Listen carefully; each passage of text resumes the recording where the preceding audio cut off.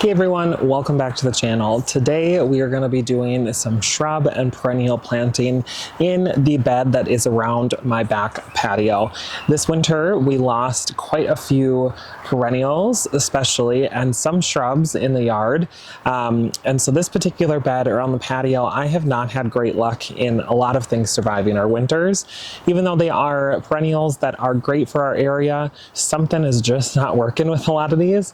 So I did lose quite a few that really gave some great summer color to this flower bed. So we're going to replace with hopefully some perennials that will do better.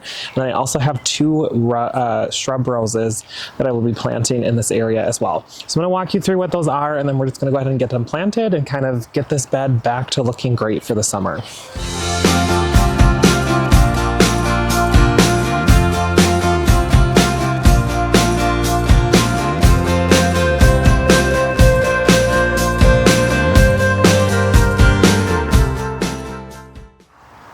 So to start, we're going to be planting the shrub roses. So I have this one here.